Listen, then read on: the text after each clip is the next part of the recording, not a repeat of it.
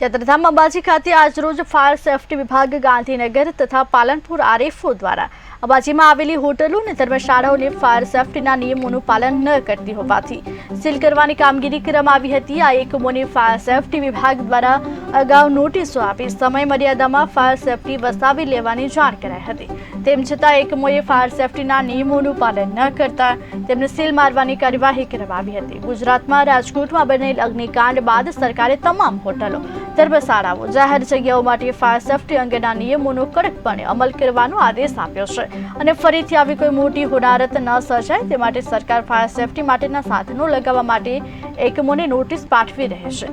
અંબાજીમાં પણ તંત્રને નોટિસો પાઠવી ફાયર સેફટીની સુવિધા અને નિયમ પાલન અંગે યાત્રિકો રોકાણ માટે હોટેલો અને ધર્મશાળાના માલિકોને જાણ કરવા છતાં માલિકો ફાયર સેફટીના સાધનોની સુવિધાઓ ન વસાવી હોટલો ધર્મશાળાઓ ચાલુ રાખી હતી। આગામી સમયમાં ભાદરવી પૂનમના મહામેળાનું આયોજન થવાનું હોવાથી ફાયર સેફટી અને એનઓસીના કાયદાનું પાલન કરવામાં નિષ્ફળ નીવડેલા એકમોને ગત શનિવારના રોજ કાર્યવાહીના ભાગરૂપે અંબાજીની 5 હોટલોને સીલ મારવાની કાર્યવાહી કરાઈ હતી, જ્યારે વધુ 6 એકમોને સીલ મારવાની કાર્યવાહી હાથ ધરાઈ।